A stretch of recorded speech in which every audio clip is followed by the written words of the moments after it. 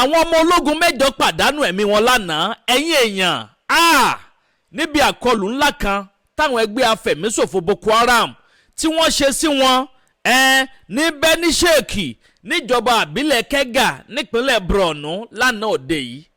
wọ́n ní aago 12 ọ̀gànjọ́ òru ni wọ́n ti bẹ̀rẹ̀ ọ̀sẹ̀ yìí tí wọ́n bẹ̀rẹ̀ sí ní yìnbọn tí ròbọ̀n yẹn ti ń ró kólákólá ń dún kùsẹ́kùsẹ́ ẹ̀yin èèyàn ọ̀rọ̀ dìbò lọ ìyá mi àwọn ọmọ ológun mẹ́jọ ọ̀tọ̀ọ̀tọ̀ ni wọ́n fẹ̀mí wọn ṣòfò dànù níbi àkọlù ńlá eléyìí tí wọ́n ṣe lánàá yìí. ẹ wò ó general brigadier kan bẹ́nu wọn o tó pàdánù ẹ̀mí ẹ̀ àwòrán rẹ̀ lẹ́ ń wò yẹn eléyìí gbẹnu tán ó lékenkà bẹ́ẹ̀ náà ló pakasọ tẹ́ ò bá gbàgbé ẹ rí i pé láti bíi ọ̀sẹ̀ bíi 4 sákòókò tá a wà yí báyìí àwọn afẹ̀míṣòfò yẹn wọ́n kàn dojúlé àwọn ọmọ ológun wa àtàwọn ọlọ́pàá bí wọ́n ṣe ń dáná sun military base àwọn ọmọ ológun wa bẹ́ẹ̀ náà ni wọ́n ń dáná sun police station àwọn ọlọ́pàá wọ́n ti fẹ̀mí ọ̀pọ̀lọpọ̀ àwọn ọlọ́pàá ṣòfò dànù bẹ́ẹ̀ náà ni wọ́n ti pa ọ̀pọ̀lọpọ̀ àwọn ọmọ ológun kí nìdí tó fi jẹ́ pé wọ́n dojúlé wọn lẹ́nujọ́ mẹ́ta yìí ẹ gbọ́ nínú ilé tí mo mú wá fún yín. ẹ̀yin èèyàn ìkejì ẹ̀wẹ̀ àwọn bandits tún ṣe pàréèdì o wọ́n ṣe pàréèdì àwọn tí wọ́n ti abducted victim tí wọ́n gbé ní Woro community area níjọba àbílẹ̀ Kiama nípínlẹ̀ Kwara ní nǹkan bíi ọjọ́ 3 oṣù kejì ọdún 2026 ni wọ́n ṣe àkọlù tó ní agbára sí Woro níjọba àbílẹ̀ Kiama tí wọ́n kó ọ̀pọ̀lọpọ̀ àwọn èèyàn lọ lẹ́yìn ìgbà tí wọ́n ti pa ọ̀pọ̀lọpọ̀ àwọn èèyàn wọ́n tún kó àwọn èèyàn wọnú igbó lọ nínú àwọn tí wọ́n kó wọnú igbó lọ yẹn ẹ̀kejì tí wọ́n máa ṣe pàréèdì fún wọn lélẹ́yìí wọ́n sì ní lẹ́yìn pàréèdì lè páwọn ò ní ṣe pàréèdì kankan mọ́ ẹ wò ó àwọn èèyàn sọ̀rọ̀ kí làwọn nǹkan tí wọ́n sọ gbogbo ẹ̀ pátápátá lẹ́ẹ̀ láǹfààní láti gbọ́ nínú fọ́nrán eléyìí tí mo mú wáyé ǹjọ́ ti gbọ́ lẹ́tọ̀ bẹ́ẹ̀ ni mo kí yín káàbọ̀ gbogbo ẹ̀yin olólùfẹ́ ìkànnì Àdàbà tẹlifíṣàn bó o lójú ọjọ́ ṣe rí lọ́dọ̀ tí yín bẹ̀ ń ọdẹ ọdún bí lágbára Ọlọ́run Ọba Èdùmàrè ọdẹ gbogbo wa yóò máa dùn ní. ẹ má bá ń pín kíní káàkiri sí gbòòrò ayé ẹ máa bó síasíá ẹ máa bó kárakára bẹ́ẹ̀ náà ní kí wọ́n bá mi bó káàkiri tààràtààrà kó ba lè tètè kan ọ̀pọ̀lọpọ̀ àwọn èèyàn lára mi nígbà yẹn lákòókò ara mo fẹ́ sáré ṣe ní oníbelenjo kí n sáré ṣe kéékèèké kí n má bàa waste time yẹn rárá bí tí n wò mọ́ bẹ́ẹ̀ bí wọ́n ṣe ń wo fọ́nrán yẹn ní kí wọ́n bá mi gbọ́ lé like button ẹ̀ ń bá mi like ẹ̀yin tẹ́ ò tí ì follow wa lórí YouTube channel wa ẹ̀ lọ sórí YouTube Àdàbà TV là ń jẹ́ ń bẹ̀ ẹ̀yin tẹ́ ò sì tí ì follow Telegram channel wa àti WhatsApp channel wa náà ẹ wo comment section fídíò yìí Telegram channel àti WhatsApp channel wa link ẹ̀ ń bẹ̀ ń bẹ̀ tẹ́ bá ṣe ń tẹ̀ báyìí yóò gbé yín lọ síbẹ̀ gbogbo àwọn ọmọ ológun tí wọ́n padà lánàá òde yìí ẹ rí àwòrán gbogbo wọn nínú Telegram channel àti WhatsApp channel wa torí òfin àwọn Facebook ń bì kò gbà wá láàyè láti máa post àwọn nǹkan ẹlẹ́jẹ̀ imagine pé wọ́n gé orí èèyàn ká máa gbé sórí Facebook wọ́n máa flag page yẹn ni for that reason gbogbo àwọn nǹkan tó bá jọmọ́ àwọn nǹkan báyẹn inú Telegram channel wa àti WhatsApp channel wa ibẹ̀lẹ̀ tí máa ṣe alábàápàdé gbogbo àwọn kìíní ibo ní gidi kọ́kọ́ mu náà èèyàn wa ẹ jẹ́ n kọ́kọ́ mu lórí ọ̀rọ̀ ti ìpínlẹ̀ Kwara náà torí yun oògùn ara tìpínlẹ̀ Kwara tẹ́ ò bá gbàgbé ẹ rí i pé ní ọjọ́ 3 oṣù kejì ọdún tá a wà yìí ìyẹn February 3rd àwọn afẹ̀míṣòfò Boko Haram wọ́n ṣe àkọlù tó ní agbára sí community kan tí wọ́n ń pè ní Woro níjọba àbílẹ̀ Kiama tí wọ́n sọ pé wọ́n gbé ẹ̀sìn àjòjì kan dé tí wọ́n ń wàásù fáwọn mùsùlùmí pé gba méjì àwọn kan ní kí wọ́n máa ṣe báyìí kí wọ́n máa ṣe báyìí kí wọ́n máa ṣe báyìí àmọ́ àwọn mùsùlùmí tó ń bá ń bẹ kọ̀ jálẹ̀ wọ́n láwọn ò fẹ́ ẹ̀sìn àjòjì àwọn ò fẹ́ ìwàásù àjòjì kí wọ́n máa bá tiwọn lọ fún díẹ̀ yìí ńkọ́ àwọn Boko Haram yẹn wọ́n ya dé wọ́n fẹ̀mí ọ̀pọ̀lọpọ̀ àwọn èèyàn ṣòfò dànù ní àkókò ìgbà tí mò ń sọ yìí about 200 people ni wọ́n padànù nípa àfọ́náfọ́nsú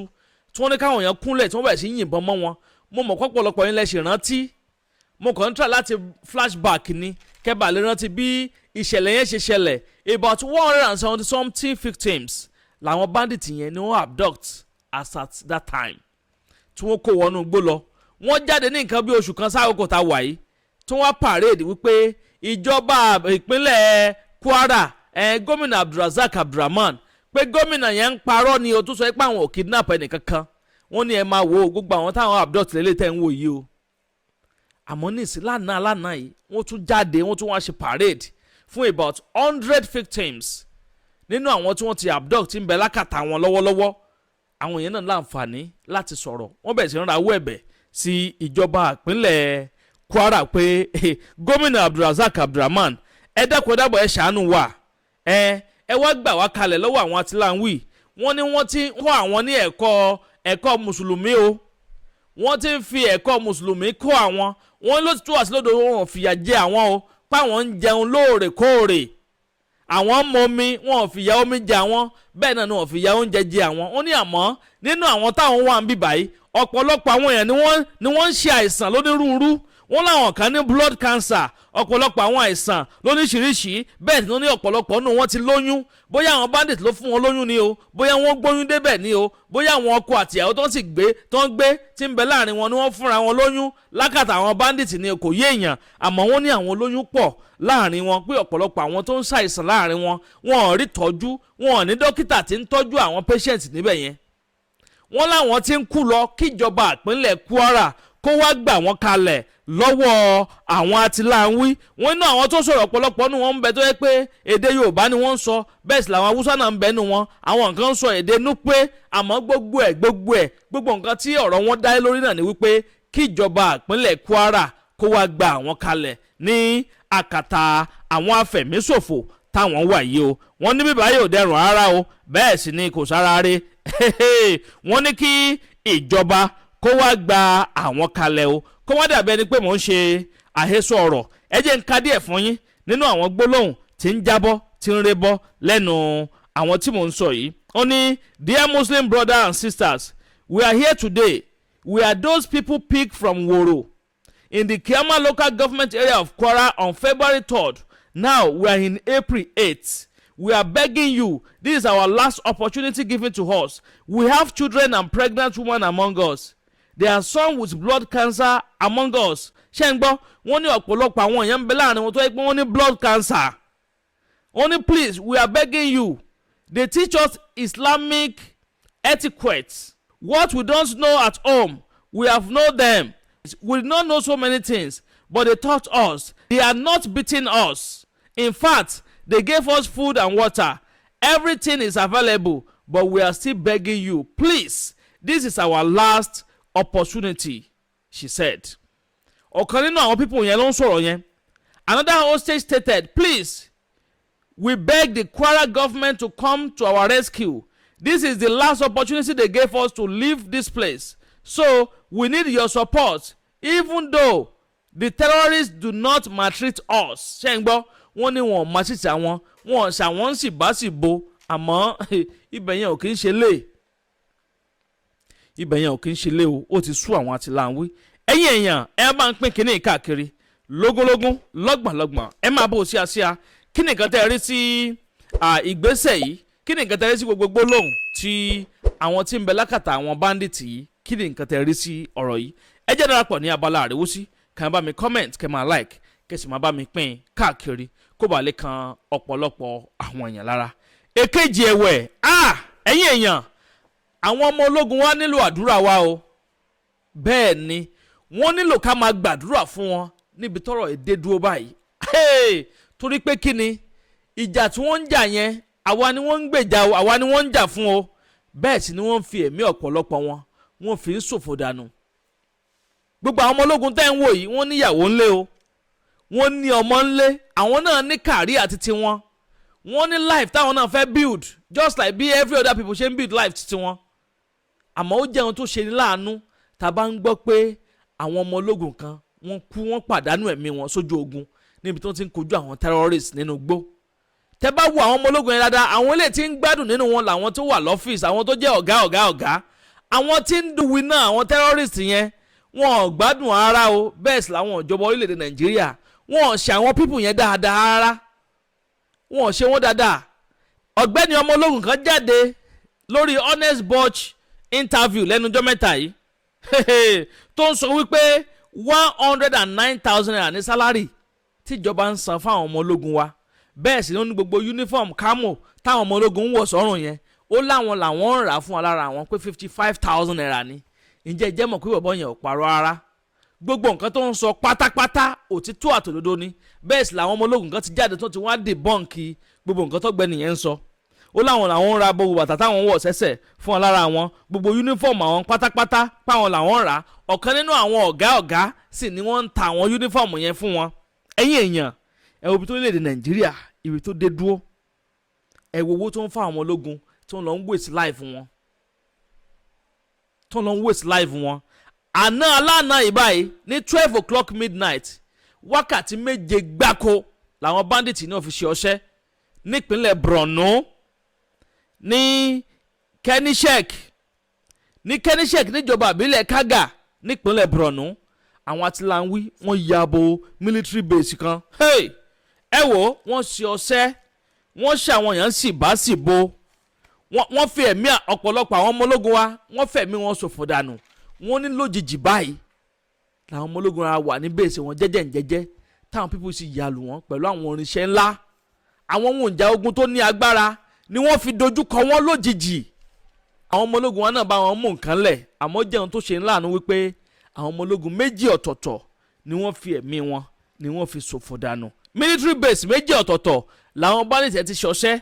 Wọ́n ń pe ibìkan ní Ngadu, the same Kega local government area nípínlẹ̀ Borno níbẹ̀ yẹn náà wà. Ìkejì ẹ̀wẹ̀ ní Kenishek, eléyìí tí mo ti kọ́kọ́ dárúkọ fún yín tẹ́lẹ̀ yẹn. Ọ̀nà méjèèjì yẹn, military base méjèèjì yẹn ni wọ́n ti ṣọṣẹ́.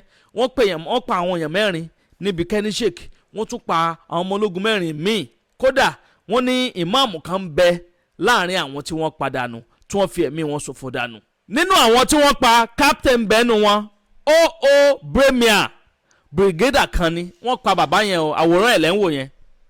Wọ́n pa máa yẹn dànù. Wọ́n pa captain kan, wọ́n pa serving servant kan, bẹ́ẹ̀ ni wọ́n pa private army kan náà nínú àwọn tí wọ́n padànù. Wọ́n fi ẹ̀mí wọn wọ́n fi ṣòfò dànù látàrí pé wọ́n ń jà fún orílẹ̀-èdè yìí, tó sì jẹ́ pé owó tíjọba ń san fáwọn ọmọ ológun yìí gan ridiculous amount of money, so ridiculous. Kò tó wo oúnjẹ táwọn ìjọba wa fi ń jẹun lójúmọ́ lówó tó ń san fáwọn ọmọ ológun lóṣù tó lọ ń risk life ara wọn nínú igbó. Ẹ̀rí pé wọ́n nílò àdúrà wa báyìí. Ẹ̀yin èèyàn, wọ́n nílò ká máa gbàdúrà fún wọn. Ǹjẹ́ jẹ́ wá mọ̀ pé ọ̀pọ̀lọpọ̀ àwọn ohun ìjà ogun táwọn ọmọ ológun wa ní làwọn Boko Haram yìí kó lọ lánàá òde yìí. Wọ́n ní wọ́n dáná sun 4M ramp kan, àwọn M ramp 4 ọ̀tọ̀ọ̀tọ̀ làwọn bandits yẹn dáná sun lánàá òde yìí. Wọ́n operate for good 7 hours láti 12 o'clock òru àná tó jẹ́ ọjọ́ 8 oṣù kẹrin ọdún 2026 mọ́júmọ́ àárọ̀ èyí tó jẹ́ 9 of April. Wọ́n ní wọ́n ṣe àkọlù yẹn ó ní agbára. Wọ́n yìnbọn yẹn sporadically ni, continuously. Wọ́n dáwọ́ iná dúró, wọ́n ń rọ̀jò iná rọ̀jò bọn láwọn ọmọ ológun wa lórí. Àwọn 8 ni wọ́n pàdánù ẹ̀mí wọn. Eléyìí gbẹnu tán bẹ́ẹ̀ ló bà inú jẹ́ lọ́pọ̀lọpọ̀. Wọ́n ní 16 QJ6 ammunition. 16 ni àwọn bandits yẹn, àwọn Boko Haram yẹn ni wọ́n kó lọ níbi àkọlù tí wọ́n ṣe lánàá òde yìí. Ẹ̀yin èèyàn, ọ̀rọ̀ yìí gbẹnu tán. Ẹ bá ń comment, kí wọ́n bá mi like, kẹ́sì wọ́n bá mi pín fọ́nrán ìkáàkiri lógúnlógún lọ́gbọ̀nlọ́gbọ̀n. Wọ́n ń tẹ́ ọ̀ bá gbàgbé o wípé lẹ́nu ọjọ́ mẹ́ta yìí, lẹ́nu nǹkan bíi ọ̀sẹ̀ bíi 4 sí àkókò tá a wà yìí, àwọn bandits yẹn wọ́n dojú lé àwọn ọmọ ológun wa tó jẹ́ pé wọ́n ń ṣe ọṣẹ́ continuously sí camp wọn. Bó ṣe ń ṣọṣẹ́ sí military camp ni wọ́n ń ṣọṣẹ́ sí police station. Ọ̀pọ̀lọpọ̀ àwọn military camp náà ti jó dànù nípínlẹ̀ Borno. Bẹ́ẹ̀ sì ni ọ̀pọ̀lọpọ̀ àwọn police station ni wọ́n ti dáná sun. Ọ̀pọ̀lọpọ̀ àwọn ọlọ́pàá ni wọ́n ti pa. The same thing applicable sáwọn ọmọ ológun wa, wọ́n ti pa wọ́n lọ lónírúurú. Ó tilẹ̀ jẹ́ pé àwọn ọmọ ológun wa náà ṣe àṣeyọrí kan tó ní agbára lọ́jọ́ Sátidé yìí tí wọ́n pa more than 50 nínú àwọn ọmọlẹ́yìn àdúrà lẹ́rò. They kill more than 50 of them. More than 50 of them ni wọ́n padà nù nípa àfanáfanṣu torí lọ́lọ́tọ̀ tápá lọ́lọ́tọ̀ tó ń gé orí gé apá. Wọ́n waste life wọn. Gbogbo àwòrán yẹn ń bẹ nínú comment section Telegram channel wa. Náà ẹ wá wá àwọn ọmọ ológun náà ti padà nù lánàá yìí.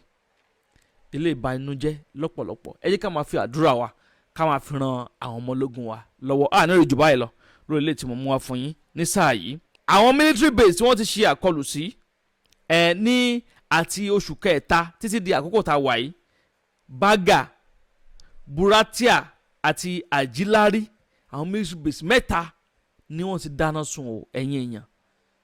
Àwọn afẹ̀míṣòfò yìí wọ́n dáná sun àwọn military base wa, ọ̀pọ̀lọpọ̀ àwọn weapon ni wọ́n ti kó lọ. Bí wọ́n ṣe ń kó weapon lọ lójoojúmọ́ iṣẹ́ mọ̀túmọ̀ ẹ̀ṣá, àwọn wọ́n wà empowered sí black market dẹ̀ làwọn terrorists ti ń ra weapon títí wọn. Táwọn ìjọba orílẹ̀-èdè Nàìjíríà bá fẹ́ ra weapon á fẹ́ lò tó oṣù mẹ́fà tó oṣù méje kó o di pé wọ́n kó weapon yẹn dé. Ẹ wá imagine gbogbo bulletproof táwọn ọmọ ológun wa ń wọ̀ owó ara wọn ni wọ́n fi ń rà, gbogbo uniform tó ń wọ̀ sọ́rùn owó ara wọn ni wọ́n fi ń rà, bàtà tó ń wọ̀ sẹ́sẹ̀ owó ara wọn ni wọ́n fi ń rà. Èló ni sáláì tíjọba ń fún wọn 109,000 naira lódìdí oṣù kan. Àwọn ọ̀dẹ̀ ló ń tún ra gbó kíní yẹn lápò ara wọn. Ẹ wá ní pé tẹ́nìkan bá fi ọ̀rọ̀ bandit lọ̀ wọ́n tó ń fún wọn 20 million fún wọn 10 million ṣé rò pé wọn ò ní ṣe ni. Àfikọ́ lọ́wọ́ bá ìdùnmọ̀ ẹ̀kọ́ ìtìbá dá sí ọ̀rọ̀ tí ń bẹ́lẹ̀. Ẹ̀yìn yẹn wà nílò ìjùbá ìlọ́lọ́ ilé tí a mú afọyín sáà yìí bó bá tún ṣe lọ lórí ọ̀rọ̀ yìí gbogbo ẹ̀kọ́ atánà lẹ́ láǹfààní láti máa gbọ́ lórí ìkànnì Àdàbà tẹlifíṣàn. Àdàbà ọ̀nà ní àsùngbẹ́ iná ń jó ẹ̀yẹ́lẹ́gbẹ̀rẹ̀ ńlẹ̀. Àdàbà àtúntì fòfẹ̀rẹ̀ àwọ̀lú sọ̀lúdẹ̀rọ̀ pẹ̀sẹ̀. Agbe ní gbére pàdé olókun, àlùkò ní gbére pàdé ọlọ́ṣà, òdìdẹrẹ́ ní gbére pàdé wọn lóde ìwò. Fún ìwọ ọmọkùnrin tí nǹkan rẹ̀ ò ṣe déédéé, ìwọ ọmọkùnrin tí ṣàyàwó rẹ̀ ó ṣẹ̀ṣẹ̀ mọ gbọ́ jìgìjìgì lára lójú lọ mú kára rẹ̀ ó tó le, ìwọ ọmọkùnrin tó ń retí ọmọ bíbí, ìwọ ọmọkùnrin tó fẹ́ ṣe nǹkan tó dáa láyé pẹ̀lú aya rẹ̀ tí ìfàyàlòyà tí ó fi di nǹkan tó dáa, ìwọ tásítọ̀ rẹ̀ ń sàn tí ò kí tó láti dọmọ, ìwọ ọkùnrin tára rẹ̀ ò le, ìwọ ọkùnrin ṣẹ̀ẹ̀kan dìde, ìwọ ọkùnrin tátàn rẹ̀ ò dúró déédéé, ìwọ ọkùnrin tó ń retí ọmọ, ìwọ ọkùnrin tó ṣẹ̀ṣẹ̀ ṣègbéyàwó. Ọgbọ́ capable herbal energy capsule ló nílò fún gbogbo àìṣedéédé ara rẹ̀ kó o lè jẹ́rìí sọmọ bíbí àti nǹkan tó dáa láti ṣe.